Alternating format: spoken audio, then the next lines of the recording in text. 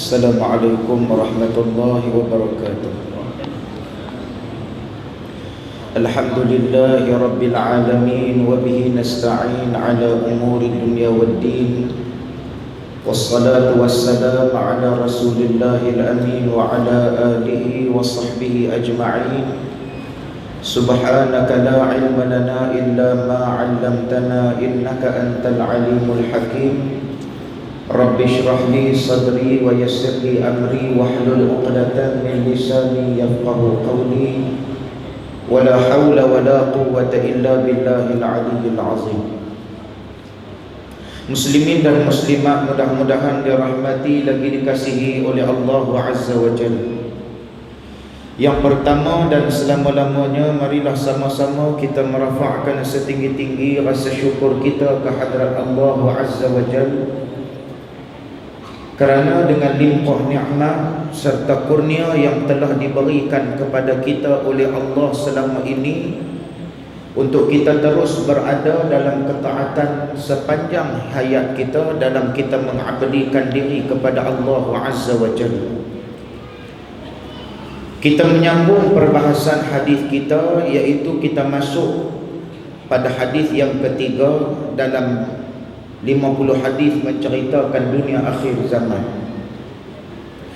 Qala al-musannif rahimahullah ta'ala wa nafa'alna wa iyyakum bi'ulumihi fid dharain amin ya rabbal alamin.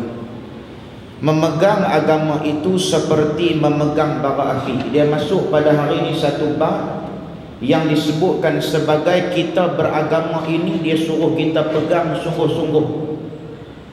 Biar apa yang nak datang kepada kita pun kita membujur lalu melentang patah, jadi betul.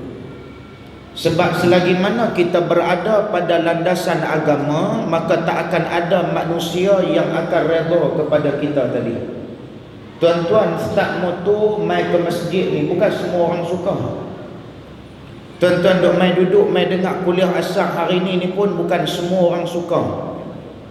Kita buat kebajikan apa pun atas dunia ni, selagi mana kita buat untuk mendapatkan keredaan manusia, sampai mati kita tak akan dapat keredaan manusia. Kadang-kadang depan kita dia puji kita melangit, tapi belakang kita dia katuk sampai rapat. Maka agama dia ajak kepada kita, disiplin dalam agama adalah kita mesti kena mengejar mardatillah, keredaan Allah Subhanahu wa taala, dan bukan keredaan manusia sama sekali. Maka keredaan yang kita nak cari tadi mestilah kena berteraskan kepada Al-Quran dan As-Sunnah. Kalau kata kita cari perkara yang selain daripada itu, kita cuba mencari lain daripada hak agama kata, yang Quran kata, yang hadis kata, boleh jadi kita tersasar daripada jalan yang kita duk minta selama ni. Dalam sembahyang kita baca tadi, ihdinas siratal mustaqim, kita minta, ya Allah, bagi kami ni tadi duduk pada satu jalan yang disebutkan sebagai as-sirat, satu perjalanan yang membawa kepada keredaan Allah Subhanahu wa taala. Maka nak boleh duduk pada jalan ni tadi, dia mesti kena ada dua rujukan tadi. Yang pertama di Al-Quran, yang kedua hadis Nabi sallallahu alaihi wasallam. Kalau kata saya mati pun, tuan-tuan mengajilah dengan siapa pun, asal kata dia berpegang kepada Al-Quran dan dia berpegang dengan hadis Nabi sallallahu alaihi wasallam, itu yang terbaik. Maka dia masuk pada hari ini daripada Anas radhiyallahu taala anhu. Anas di sini merujuk kepada Anas bin Malik. Anas bin Malik ini merupakan khadimun Nabi sallallahu alaihi wasallam. Dia jadi khadam Nabi selama 10 tahun mengikut qaul mu'tamad. Yang kata Anas bin Malik yang menjadi perawi bagi hadis ni, dia antara manusia yang berkhidmat dengan Nabi sallallahu alaihi wasallam, yang mak dia tadi yang bernama Ummu Sulaim. Ummu Sulaim waktu bawa Anas berjumpa dengan Nabi sallallahu alaihi wasallam, Ummu Sulaim minta doa tu yang saya selalu suka duk baca, doa yang dibacakan oleh Nabi sallallahu alaihi wasallam. Sebab Nabi ni apa dia hak dia buat tu itu adalah yang terbaik.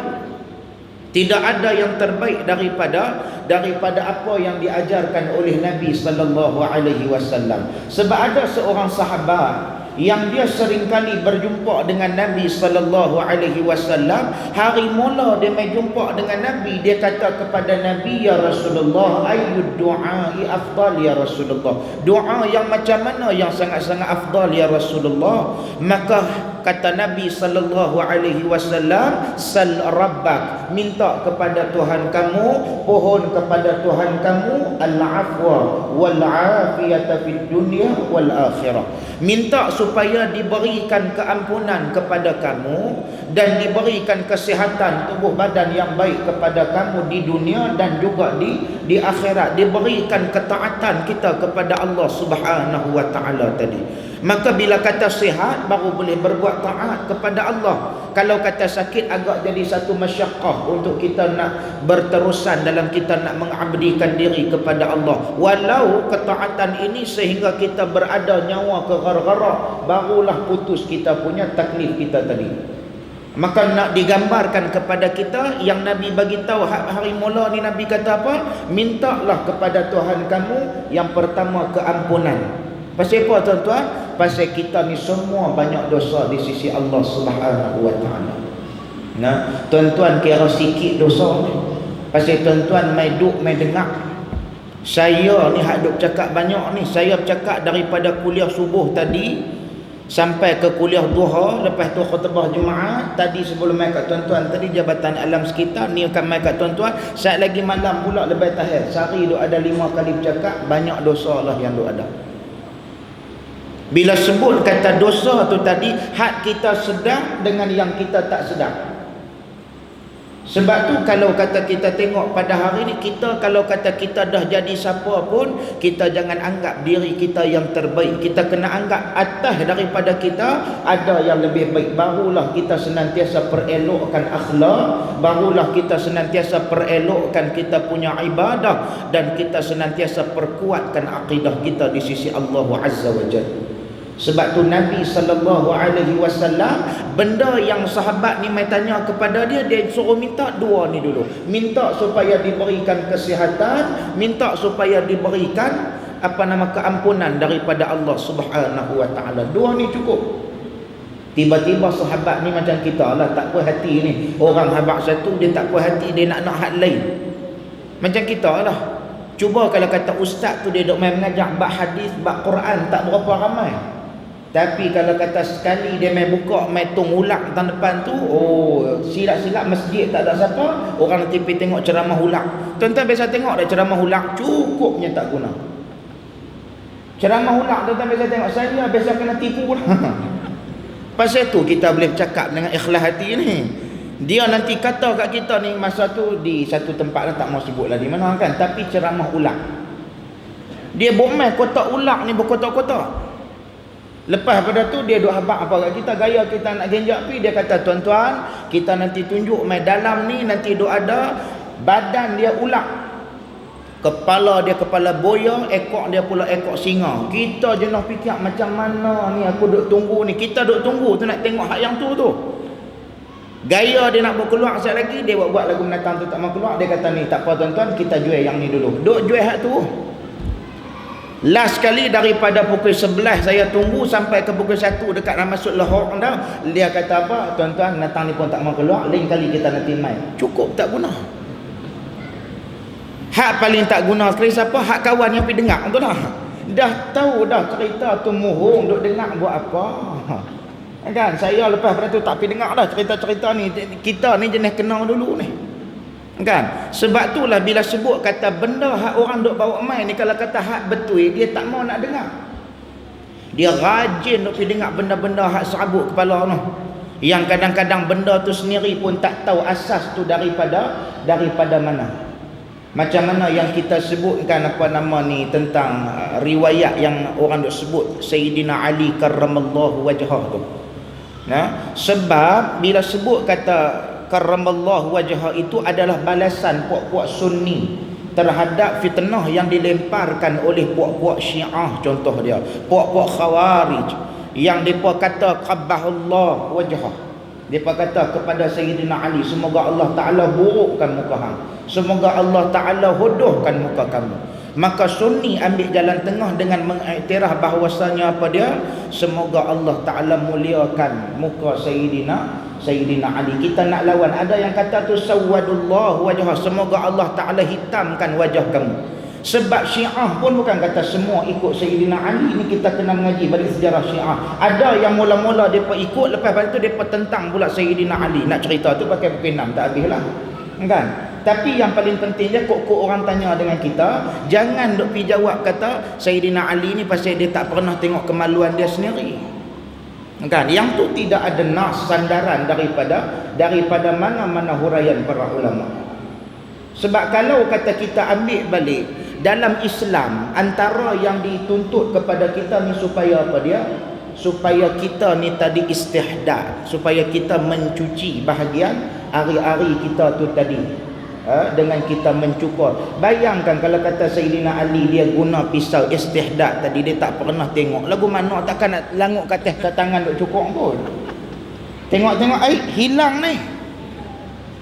Jangan lagu tu. Nah, agama dia bukan buat main cerita Scooby-Doo lagu tu. Kan? Dia kalau kata hak kita nak cakap tu pun dia mesti bersandarkan kepada sesuatu. Nah, maka bila sebut tentang persoalan yang dikatakan agama ini, dia mesti kita kena tekun kepada sama ada Al-Quran ataupun kepada hadis Nabi sallallahu alaihi wasallam.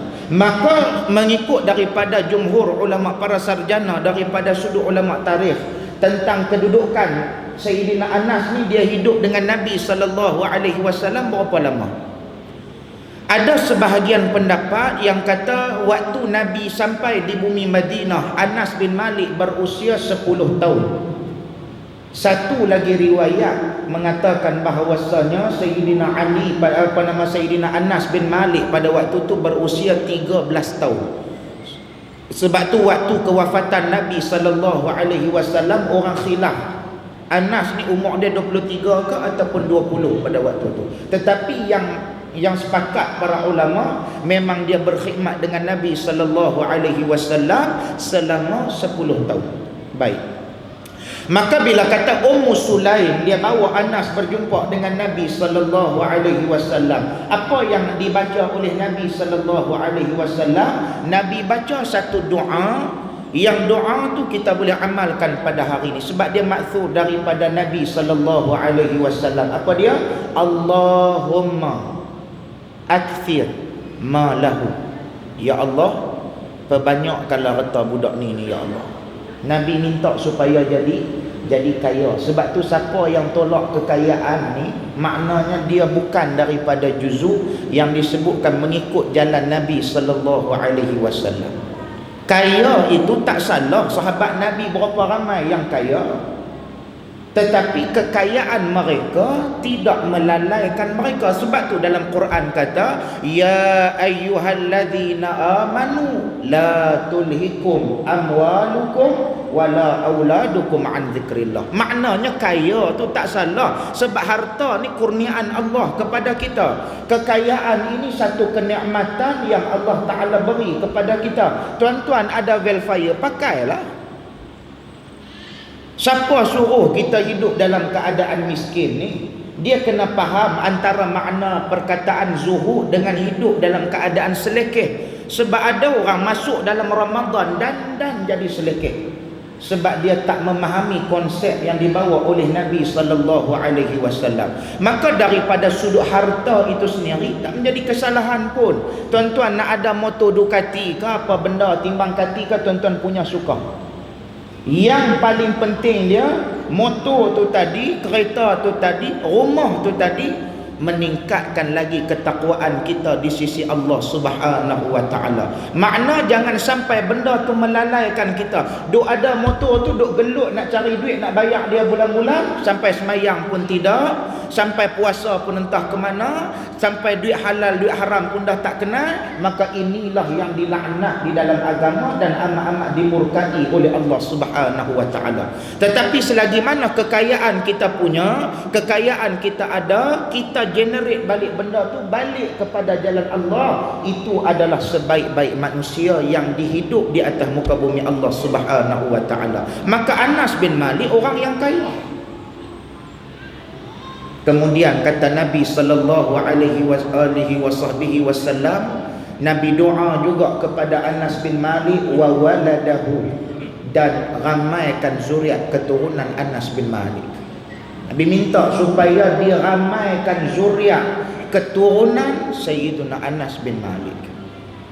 Sebab tu bila sebut kata kita hidup atas dunia ni tuan-tuan, kalau kata boleh selagi mana mampu, maka lahirkanlah seramai mana mungkin umat-umat Nabi sallallahu alaihi wasallam. Sebab kita di Malaysia ni dia agak pelik sikit. Kalau kata isteri atas pada umur 40 buat pi buku merah tu sat lagi pakai kena maki tengah 2 jam. Tambah buat pihak umur 60 bukan takat kena maki, dia jail terus hidup kat situ. Aku dah dengar aku ceramah dulu.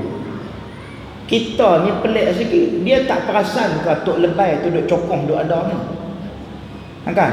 Tok imam ni, kan? Dan tok laki mereka semua duk ada belakang. Maka bila sebut kata menikah, kalau kata tak ada kerja tu nak buat kerja apa lagi lah, kan? Bila sebut kata perkara itu pun dianggap sebagai satu ibadah di sisi Allah Subhanahu wa taala. Maka setiap kali lahir zuriat yang baru itulah satu benda yang kita kena rasa adalah rasa syukur yang amat sangat. Sebab apa? Sebab ada orang yang teringin nak zuriat tapi sampai hari ini Allah Taala tak beri. Tapi ustaz, saya cuma ada seorang saja, saya cuma ada 2 orang saja anak. Maka itu pun alhamdulillah, janji ada. Yang pentingnya apa dia?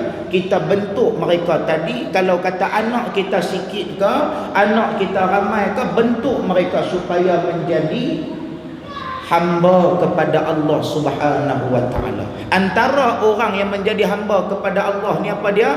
Wa ibadur rahmanil ladzina yamshuna 'alal ardi hauna. Jalan atas muka bumi Allah Ta'ala ni tak ada langsung sifat kesombongan.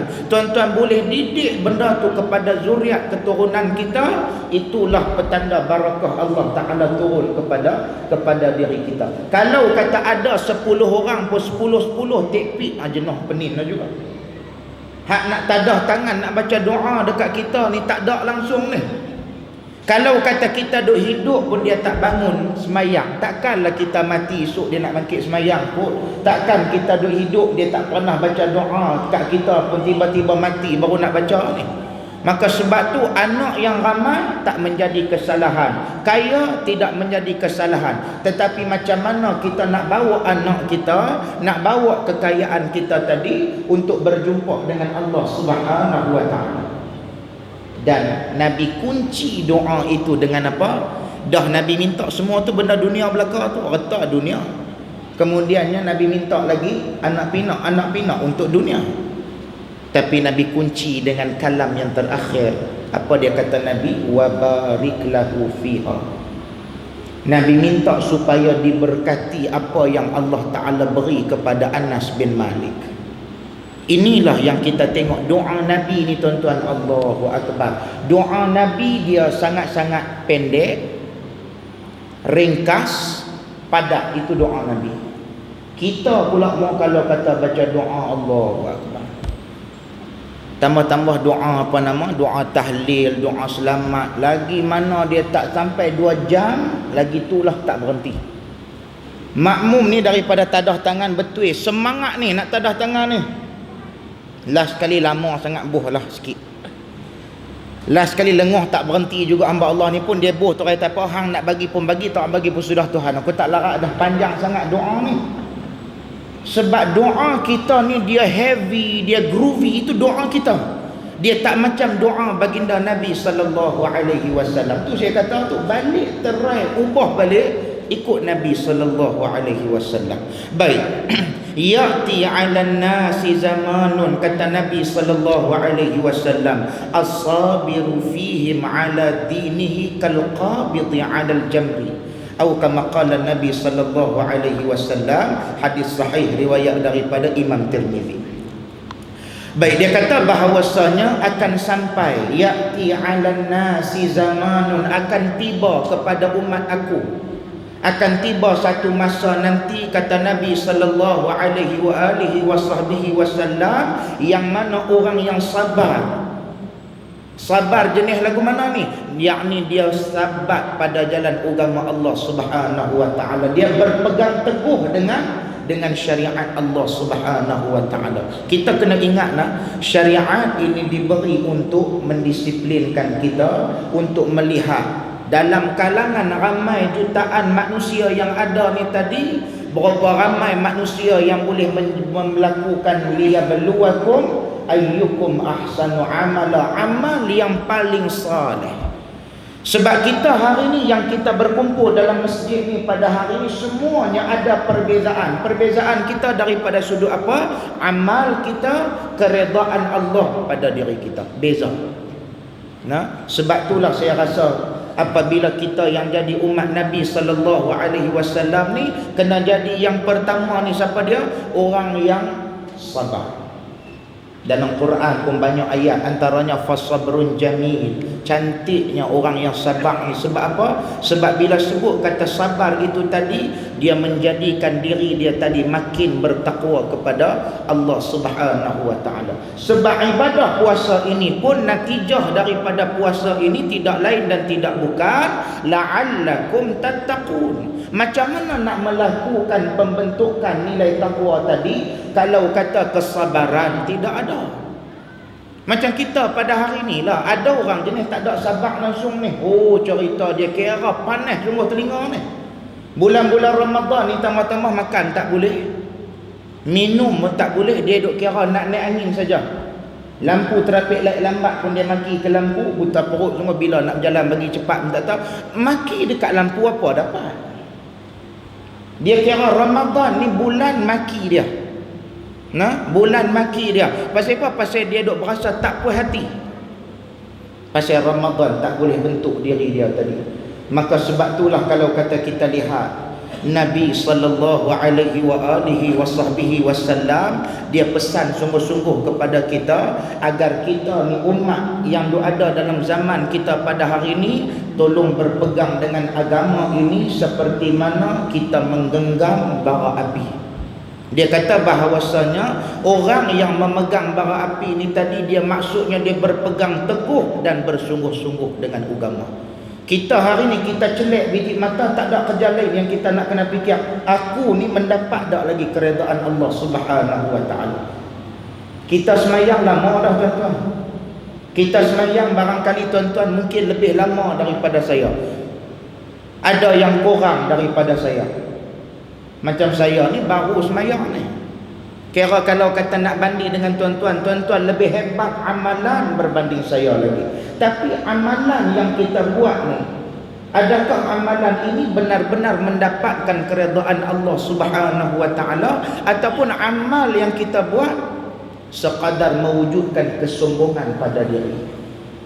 Sebab orang munafik dia semayang tuan-tuan, dia buat ibadah. Allah Ta'ala kata innal munafiqina yukhadi'una Allah wa huwa khadi'uhum wa idza qamu ila salah qamu kusala yura'una an-nas wa la yadhkuruna Allah illa qalila.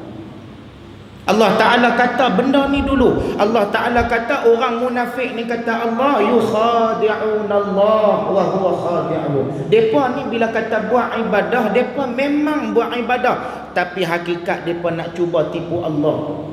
Bila depa cuba tipu Allah, pada zahirnya nampak macam depa tipu Allah, tetapi hakikatnya bukan mereka tipu Allah, tetapi mereka tipu diri mereka sendiri. Wa idza qamu ila salah, apabila mereka bangun, apabila mereka berdiri untuk melakukan ibadah yang disebutkan sebagai salat itu, mereka bangun tadi dalam keadaan yura'unan nas. Ni maksudnya nak tunjuk ke orang lain ya. Sebab tu puasa siapa-siapa tak boleh tipu siapa-siapa. Pasal Allah Ta'ala kata dah, puasa ni wasaumu li wa ana ajzi bi, aku yang beri. Kita nak tipu siapa ibadah puasa ni? Tak boleh semayang, kita boleh tipu. Nak suruh orang puji kita, kata kita ni tadi orang yang kuat sujud kepada Allah, kita bagi zakat, kita boleh bagi berjuta-juta ringgit, panggil pula PC, buat PC, panggil wartawan apa semua. Tapi kita buat tu tadi boleh jadi kita buat tu sebab nak menunjuk-nunjuk. Puasa tak boleh. Puasa memang dia menguji keikhlasan kita yang sebenar. Maka sebab tu yang paling utama yang kita kena ada pada hari ini bukanlah kumpulan yang disebutkan sebagai yura'unan nas. Dan yang kedua, kalau kata ada pun depa ni semayang tadi, wala yadhkurunallaha illa qalila, depa ingat kepada Allah pun sikit sangat. Hari ini ni tuan-tuan, sebab itulah kita kena berusaha letak dalam diri kita tadi sejauh mana aku ni Allah Ta'ala terima dalam diri aku ni tadi, amalan yang kita buat berapa banyak ya Allah Ta'ala terima. Sebab kita takut kita duk takbir ni lama dah, setiap 5 waktu sehari semalam Allahu Akbar kita takbiratul ihram. Maka berapa banyak daripada juzuk semayang kita tadi hati kita betul kerana Allah Subhanahu wa Ta'ala. Maka bila sebut kata macam tu, dia kata bahawasanya seperti orang yang memegang bara api, itulah orang yang beragama dengan sebenar dia. Maka daripada hadis ini kita kena lihat bahawasanya hidup di akhir zaman ini ataupun hidup di mana-mana zaman sekalipun, yang kita kena ada adalah satu disiplin akidah. Sebab tu Nabi SAW pesan kepada kita, apabila lahir saja seorang umat manusia, mesti kita kena adabkan kepada dia adibu auladakum bithalatha, dengan 3 perkara. Yang pertama bitilawatil Quran. Sebab hari ini ada hak tak boleh Quran pun ada. Hak tak boleh Quran ni berkenjah. Bukan kata takak ramai lagi dah, punya belambak manusia yang Quran tak berapa nak kenal ni. Suruh baca Quran tak bunyi, tak tahu apa kekok kepala pun tak tahu, tapi mengaji rajin. Mengaji ni kitab fiqh, mengaji tauhid, mengaji tasawuf, mengaji hingga mengaji saja. Tapi mai tang Quran haram tak baca. Ni hari ni dah ada 13 dah ni. Berapa juzuk dah yang kita baca dalam diri kita. Saya tak berapa suggest sangat orang baca Quran ikut Android phone tu, sebab dia kadang-kadang ada yang baris silap sebab dia tak ada lajnah pentasahih tu. Kalau kata Quran betul itu tak apa, tuan-tuan baca mushaf biasa tu. Mushaf biasa tu sebab dia ada lajnah pentasahih Al-Quran tu, orang yang menyimak baris-baris.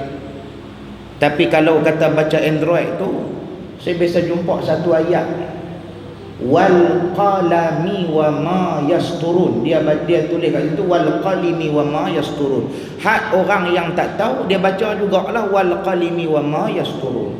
Sedangkan tu ayat Al-Quran.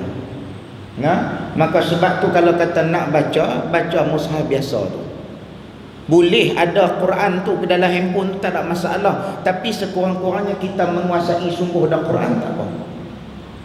Paling kurang kita tahulah surah apa yang kita nak baca tu tadi, ayat tu kita tahulah. Sebab saya takut baca baris salah ataupun ayat lain. Sebab kita asal kata Arab Quran sajalah. Lagu duk masuk dalam TV, Art TV tu kan, Astro punya tu, channel Art. Perempuan tu bagus punya duk belenggek lagu Arab apa semua ni. Kita tanya kat mak kita, mak tengok lagu gambar apa ni? Ni nasyid ni. Bukan dia nasyid yang tu. Kita asal kata Arab, nasyid belakang. Kan pasal apa? Pasal kita duk faham kata Arab, nasyid Arab. Lagu kita lah ni lah, faham kata Melayu Islam tu Melayu. Ada penin hadis, dia jadi pasmur dengan delca. Jadi lagu tu. Baik. Maka dia kata bahawasanya banyak faktor yang menyebabkan manusia tidak kuat memegang kepada agama. Secara garis besarnya adalah faktor lingkungan dan juga keadaan semasa. Keadaan membuat manusia itu tidak mengalami sejak dari mendalami agama daripada sejak kecil. Pasal itu dalam Islam, budak yang baru lahir itu pun disunatkan bagi kita untuk azankan.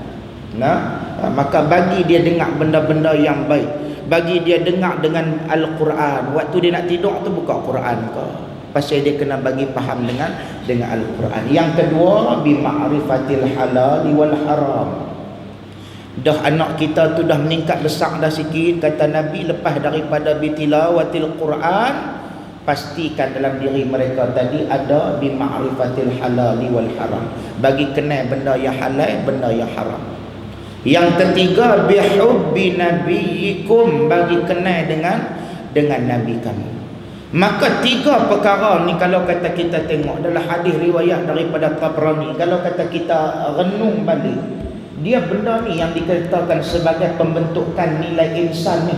Sebab pernah disebutkan oleh Al-Imam Ibnu Abbas, Abdullah bin Abbas radhiyallahu anhuma, dia kata beza insan dengan nas tu yang itulah. Orang yang diberikan akal kemudian tidak digunakan akal tadi untuk beriman kepada Allah Subhanahu wa taala. Ayat tu nas. Tapi bila sebut kata insan ni manusia yang diberikan akal, lalu dia berusaha menggunakan akal dia tadi untuk beriman kepada Allah Subhanahu wa taala. Dia senantiasa ingat kepada Allah Subhanahu wa taala. Alladzina yadhkurunallaha qiyaman wa qu'udan wa 'ala junubihim. Kena ingat selalu kepada Allah Subhanahu wa taala. Maka bila sebut kata kita dah buat dah tiga perkara ni tadi, inilah yang disebutkan sebagai pasak benih akidah. Maka Nabi waktu dia berada di bumi Mekah selama 13 tahun, antara yang Nabi buat adalah tarsihul aqaid. Nabi dia pasak benih-benih akidah itu dulu. Maka sebagai khulasah dia pada hari ini, yang kita kena nilai, yang kita kena lihat semula dalam keadaan nikmat yang Allah Ta'ala beri kepada kita, nikmat yang mencurah-curah tadi ni, bagaimana kita yang diberikan Islam pada diri kita tadi? Adakah kita berbangga dengan Islam yang ada pada diri kita, dengan kita praktikkan kesemua apa yang telah difardukan, yang telah diwajibkan oleh Allah Subhanahu wa taala? Sebab tu saya cukup suka kepada kata-kata Sayyidina Umar. Dia kata, nahnu qaumun a'azzallallahu bil Islam, famahma nabtaghi al-'izzata bighairi ma a'azzalallahu adhallanallah. Dia kata kita ni telah dimuliakan oleh Allah Subhanahu wa taala dengan kedudukan Islam. Hari ini siapa yang buang Islam pada diri dia? Umat Islam sendiri. Yang kaih Islam dengan kaki ini pun adalah umat Islam itu sendiri. Maka siapa-siapa yang cuba mencari kemuliaan selain daripada kemuliaan Islam, maka dia akan dihina azallanallah.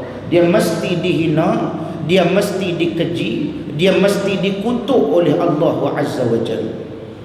Maka kita kena ingat, biarlah dunia ni nak kata dekat kita ni orang yang kolok sekalipun, kita tetap berdiri teguh dengan Al-Quran dan As-Sunnah. Biar manusia nak keji kita berapa banyak mulut yang nak mengkeji, berapa banyak mata yang nak mengeji kita tadi, kita tetap membujur lalu melintang patah. Kita tak pernah berpaling arah daripada kuat pegangan kita berteraskan kepada Al-Quran dan hadis Nabi sallallahu alaihi wasallam. Pasal yang itulah yang boleh membawa kita kepada keredaan Allah Subhanahu wa taala. Maka saya rasa cukup dulu setakat tu. Insya-Allah lepas daripada ni, pada keesokan hari kita akan bincang pula tentang hadis yang seterusnya berkaitan dengan iman yang hanya berada di mulut. Lagu mana? Yang kata hari ni bila kata kita tanya, hang ni Islam ke tak? Islam. Semayang tak? Tak semayang. Iman tu apa? Nah, yang kata iman tu apa? Yang kata yakin tu apa? Yang kata percaya tu apa? Nah, insya-Allah kita akan tengok pada hari esok dalam perbincangan yang seterusnya. Di lidah dia beriman, di hatinya dia mula kufur kepada Allah Subhanahu wa taala. Adakah Islam dia diterima ataupun Islamnya sebaliknya? Maka kita akan bincang lagi insya-Allah. Sebab inilah situasi-situasi umat akhir zaman sebelum kita bertemu dengan Allah Subhanahu wa taala. Wallahu taala a'la wa a'lam. Saya minta ampun dan maaf andai kata ada terkasar bahasa, terlanjur bicara. Siru ala barakatillah. Wabillahi taufiq wal hidayah. Assalamualaikum warahmatullahi wabarakatuh.